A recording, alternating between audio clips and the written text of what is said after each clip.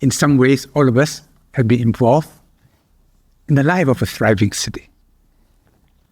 Across time and space, cities have performed different functions: political, administrative, religious, cultural, economic, military.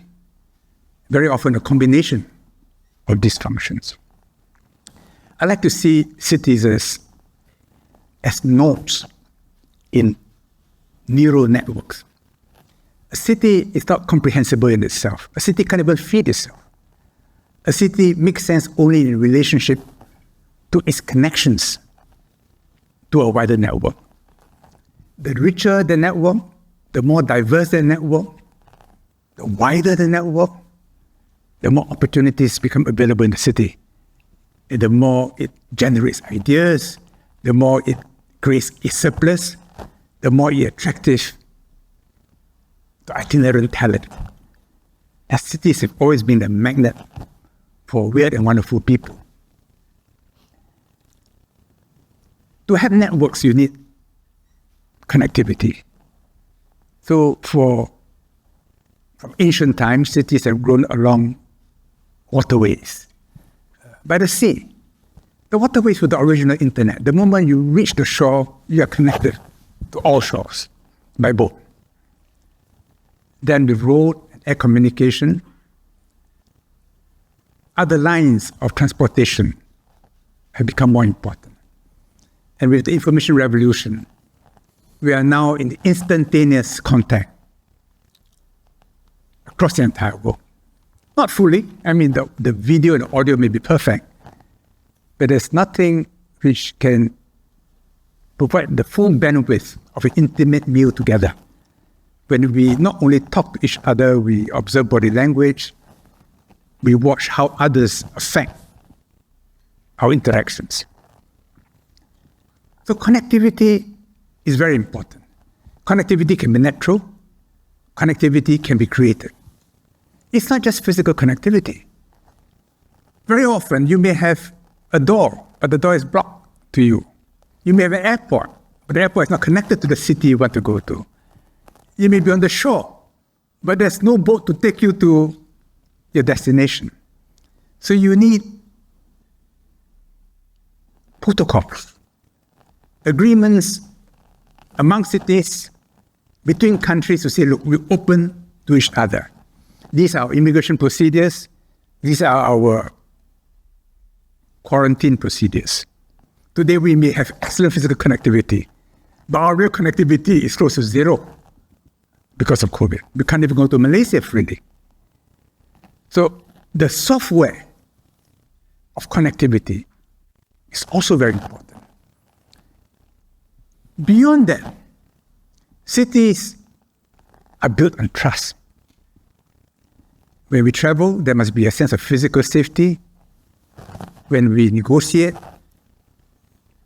there must be an underlying trust that an agreement can be enforced, that there's legal recourse if there's a dispute, that property is protected, and that there's physical safety, a certain predictability. And this trust is quintessentially human.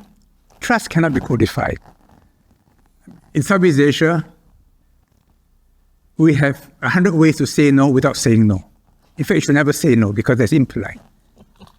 And the ability to sense nuance is so important. Cities are therefore not just nodes of trust. They are nodes for networks of trust. So there is a Chinese network. During the war in Indochina, you could have an agreement, meet in Singapore and collect your money in Phnom Penh because of a Teochew network. There's a Wenzhou network. There's a Hakka network. Jews, Parsis, Sindhis, Armenians, Lebanese. Joe Kotkin in his book Tribes, I think it was written in the early 70s, talked about how the most interesting cities are those which are also nodes for different tribal networks in the world. And we have multiple tribal networks in Singapore. But when you have multiple networks jigged by jowl, there's always conflict. And they must feel at ease here, comfortable here. I once worked with Frank Benjamin to create conditions for a Jewish school to be established in Singapore.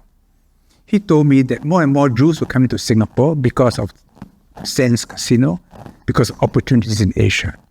And without a Jewish school, Jewish families cannot take root here. And if Jewish families cannot take root here, the network cannot be strong. Every network needs facilities for its families, for education. It needs cultural amenities. It needs sacred spaces.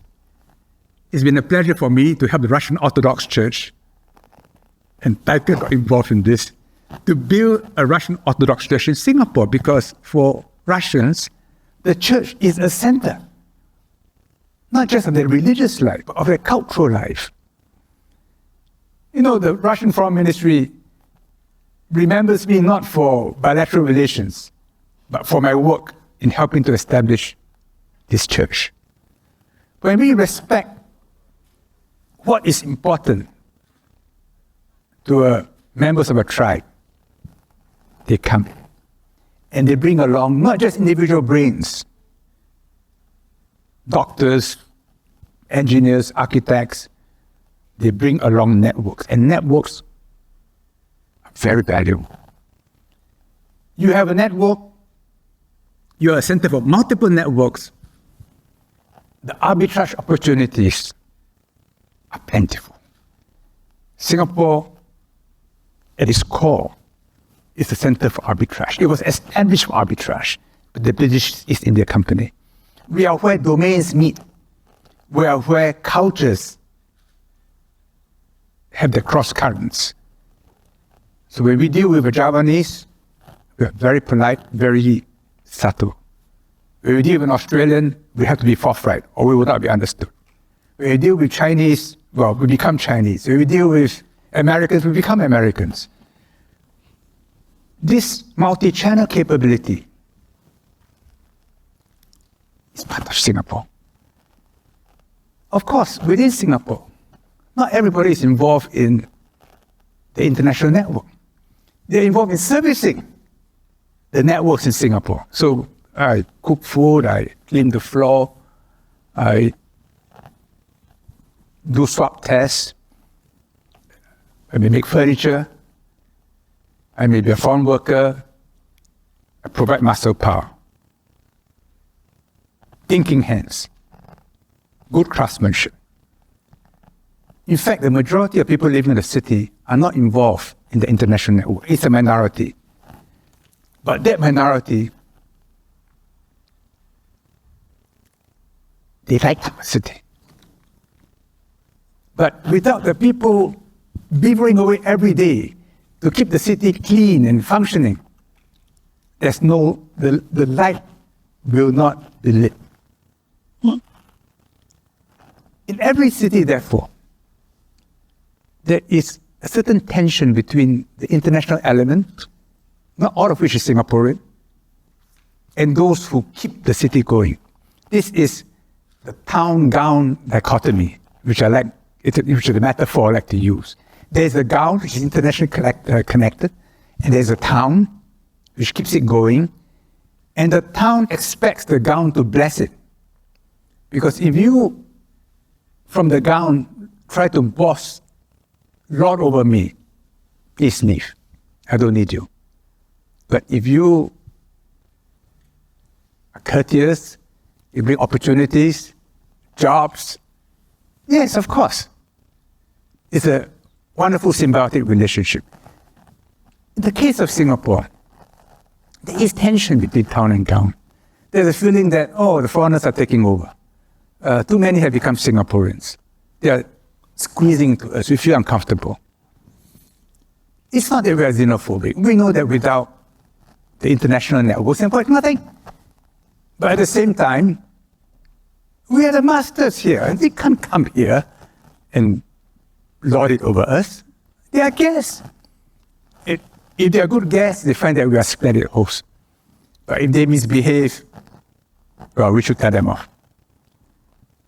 This tension will grow because the world is changing. I mean, if we use Karl Marx's idea of productive forces, the productive forces are changing because of technology. All networks, all hierarchies are being disintermediated. Social media, the revolution in communication, computational capacity, all dendritic connections have ossified. Instead, new synaptic links are being formed. We have to capture them. As Singapore becomes alive, vital, of the future, not just of the past. A city is never static. It goes through progression. It grows, it plateaus, it can decline. And therefore, the future life of a city is always a challenge. Singapore has done well. Singapore enjoys certain advantages as a city-state because when we are a city-state, we have borders, which means we can control what comes in, what goes out. That which we want, flow in and out freely. That which we don't want, we keep out. We don't always succeed, but we try. We have a semi-permeable membrane in Singapore, which in fact consumes a lot of our effort and energy in many of our ministries. Not just the SCF, it's the police, it's our internal security, it's all border patrols, it's our entire medical services, a whole system of manpower control. It ensures that we have some autonomy. If we are part of a big country,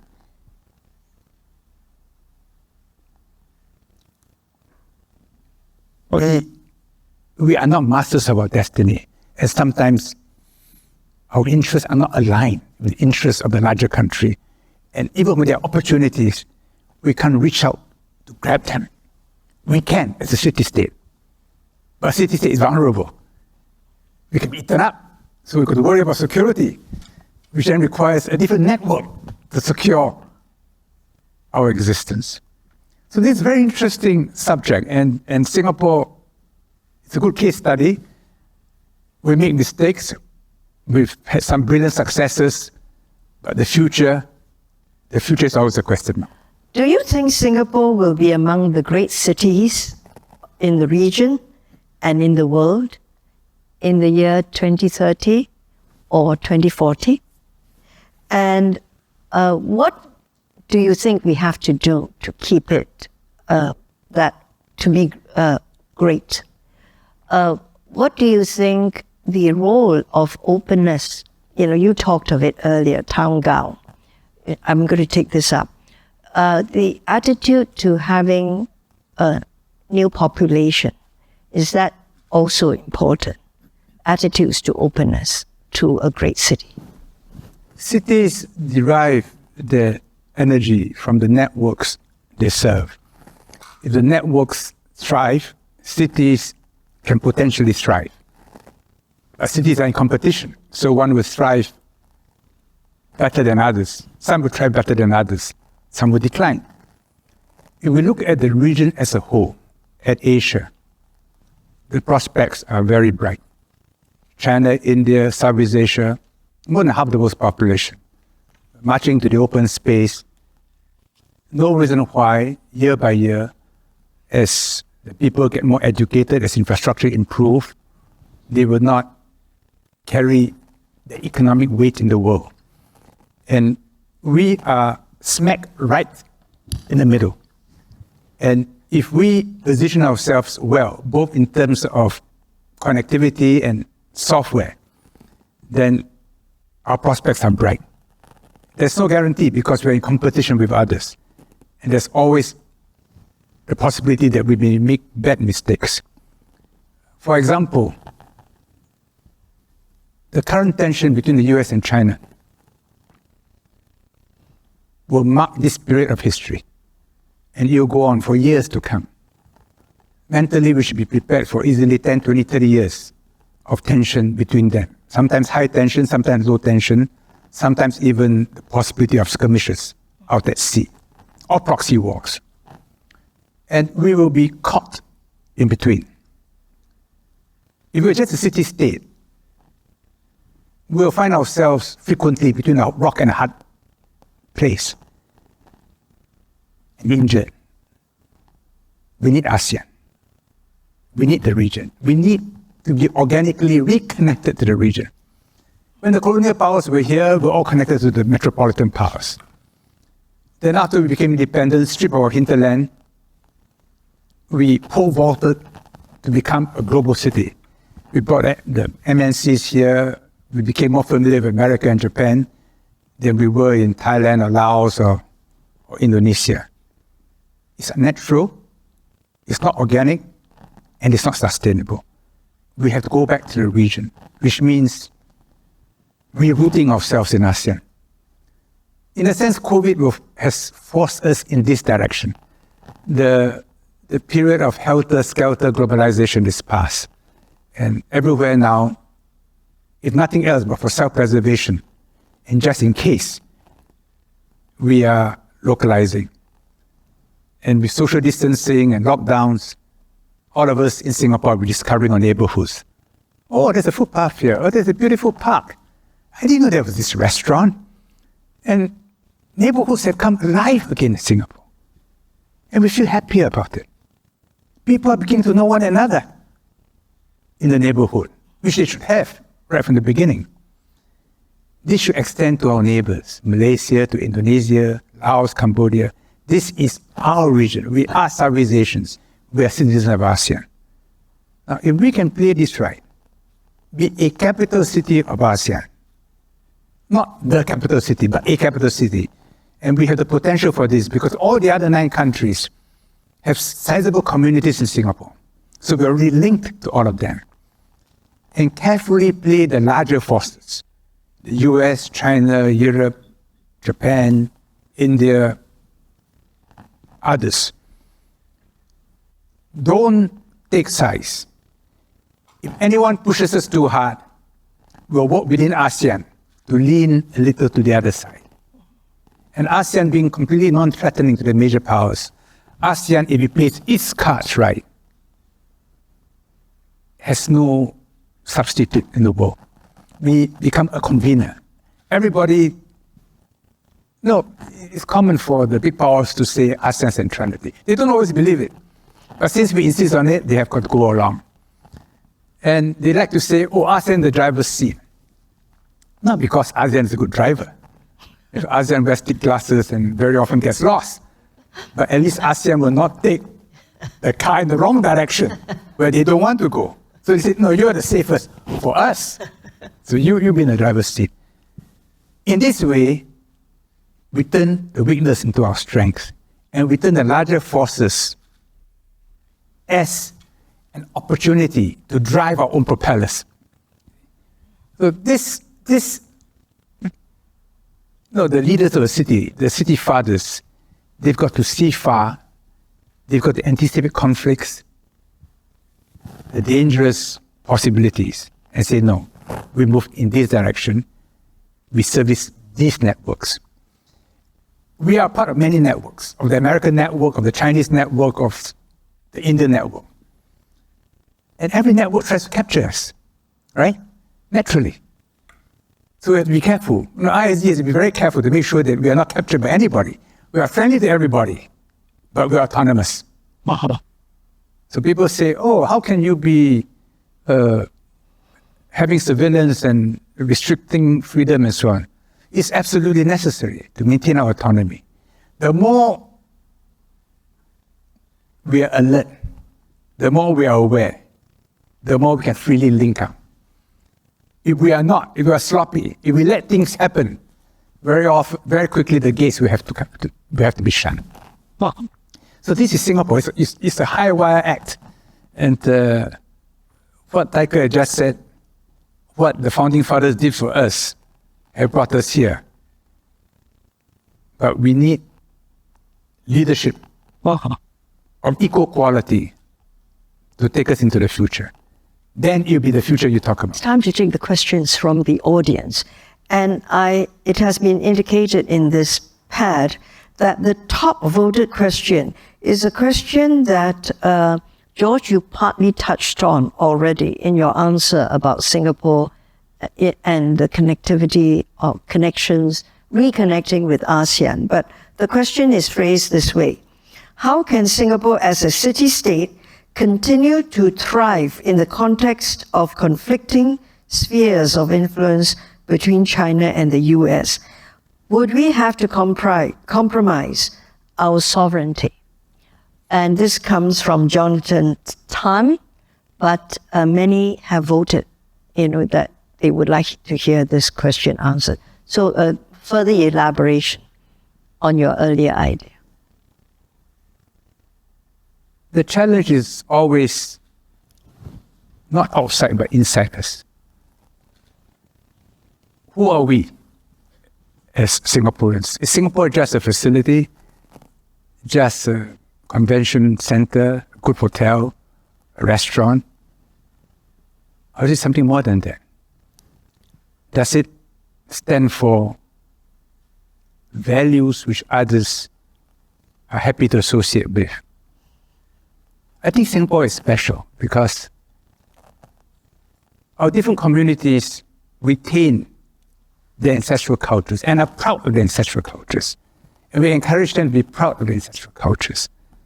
So our diversity is not based upon everybody curbing himself to become a Singaporean, but everybody being bigger in accepting others who are not like themselves.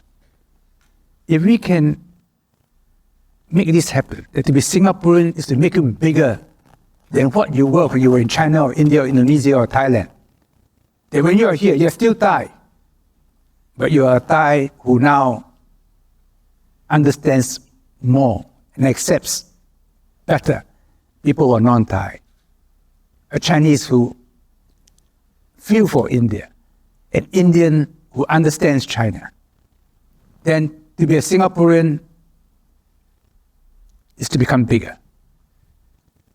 If to be a Singaporean means that you become smaller, they have to cut off links, they've got to suppress yourself, then only people who become Singaporean are those who think that our passport is more convenient, that the tax regimes are advantageous, and we are stepping stone. So in the end, the most fundamental question is, who are we as a city? What is our identity? What do we stand for? Yes, we are 3/4 Chinese. If we are just another Chinese city, we are ho-hum. Yes, we speak English. But when we go to the West and they congratulate us that we are very good in our English, we are embarrassed. Because for many of us, English is our first language, not our second language. So we have to think deeply. Who are we? And how do we relate to one another? I'm greatly inspired by the Swiss. They are German, French, Italian, Romansh. They are Protestants and Catholics. But in a crisis, they bunch together. They are compatriots. Of course, they have a long history, over 700 years. But we must constantly try to get there. Then it'd be wonderful that everybody wants to be Singaporean. And if I was to say, oh, sorry, you don't meet our criterion because you are too narrow-minded. You look down on other Singaporeans. You can't get along with people of other races. You are too bigoted. Sorry. It's okay. You'll be here as a professional. We'll make use of you. But you will not become a citizen. These are questions which we have to wrestle with in Singapore. It goes back to how we raise our children, how we relate to our neighbors. It used to be in the old Malaya that we look forward to each other's festivals. If it's Hari Raya, I know the pineapple tarts will arrive. It's Deepavali, I'm looking forward to my biryani. Chinese New Year, ang paos. Today, the tendency is, this is a time to take a vacation. Hold on. I go somewhere else because this is not my celebration. So only the MPs who have to turn up. The question is on competitiveness. Many cities focus on certain areas. For instance, to be a cultural hub, financial hub, transport hub. As a city-state, what does Singapore need to be? Maybe all or none of the above. And where should it focus on to be globally competitive? Josh, you were Minister of Trade and Industry. The heart of Singapore's economy is arbitrage. We can never be the best chemist or the best manufacturer or the best accountant in the world. But we are where domains intersect. And where domains intersect, there's always a lot of energy between high and low, between plus and minus, between positive and negative. We are part of China, we're part of Indonesia, we're part of India, we're part of the West. All the domains intersect here. Our standards are accepted by all of them. When I was health minister, we found that Ling-Zi products from Japan were all past our tests. From China, many contain heavy metal. So we destroyed entire batches. After a while, importers made sure that their Ling-Zi were clean that came to Singapore. We were not watching for efficacy, just for heavy metal contamination. And I discovered to my delight that Chinese tourists, when they came to Singapore, would buy herbs from China in Singapore because they knew that Singapore maintained higher standards than China. Anthony Stalin once told me that when his flour is produced in Singapore, they fetch a higher value than the flour he produces in Indonesia because it's made in Singapore. So the maintenance of standards puts us in a different position. People trust us. And after a while, they go over heart. I want to buy cheap, I go to Singapore. I want to sell dear, I go to Singapore. I want to travel faster, I go through Singapore. I want to be healthier, I go through Singapore. I want to be better educated, I go through Singapore. Not that we are the best in originating everything. No, but we know how to source, how to unbundle and rebundle and repackage so that it's worth your while and I get a little margin for ourselves. So our economic competitiveness relies upon our ability to understand different markets, different domains, and no one can touch it. Hong Kong could, but Hong Kong now, the national security law, we have to go through a period of difficulty.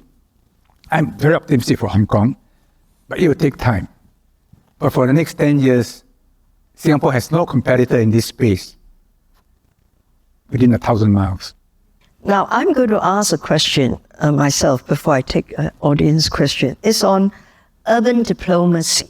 We know in past history, George, and you follow this, that there were many military alliances and mutual assistance between cities. And you have the Hanseatic League, the Lombard League, and cities helped each other. Many in Europe, In today's world, we have something called C40. It is an alliance of cities which want to work together, mayors in cities, so that they can have an impact, their voice can be heard in the climate change negotiations. And they feel the sense of urgency more than some of the leaders in the capital, and they can push ahead. Now, do you see city diplomacy, urban diplomacy, having a real place, and being able to push for things much faster and more effectively than sovereign states? And cities can help cities. I'll come to you too, Tiger. I'll leave it to you too. Yeah. The Westphalian system of nation states is not going to go away for a long time. So cities have got to abide by national policies. And therefore, there's a limit to which Singapore as a city-state can develop autonomous relationships with cities which are part of larger countries. But beneath the nation-state, there are many things that we can do together to mutual benefit. And this we should do. We can learn from one another. We can help one another. When I was trade minister, I worked for closer links with Johor, but very conscious that Kuala Lumpur must bless our efforts. The governors of Sumatra, or the provinces of Sumatra, they met regularly. I The thick-skinned said, you include Singapore. Treat Singapore as a province of Sumatra. They laughed. Because they weren't sure whether I was serious or just joking, I said, no. Look at the map. We are part of Real Sumatra. I mentioned this to the Indonesian trade minister. So I got her blessing. And they invited me. Every time they had a meeting, they meet among themselves. Then they'll have a subsequent meeting plus one in Singapore. And so we developed relationships with Jambi, with Bengkulu, with South Sumatra, North Sumatra, and so on. And this helped secure supplies. We had a group which cooperated on firefighting in Jambi. The governor used to help his father supply rubber to a Mr. Sim at Singapore River. So he had feelings for Singapore. We should always build up these links with our neighbors, with other cities. And the little things we can do with one another, it will enrich Singapore, it will enrich them. And we create a psychology where your welfare is also my welfare. When your forests burn, I get the smoke. When my waters are polluted, you are affected. We look after each other's back. And that's good. But we have to work within the Westphalian state system. 姐妹们总烦恼脸上细纹干燥与暗沉，现在起跟我一起放心交给 KS Royal Face 皇家颜值逆时奇迹系列。KS Royal Face 皇家颜值逆时奇迹系列，它添加5种 EGF， 专门防止肌肤老化，强化皮肤修复，增加肌肤弹性水嫩，轻松抚平皱纹，换回青春自信。KS Royal Face 皇家颜值逆时奇迹，护肤露、全效精华、精华霜，即刻启动冻龄密码。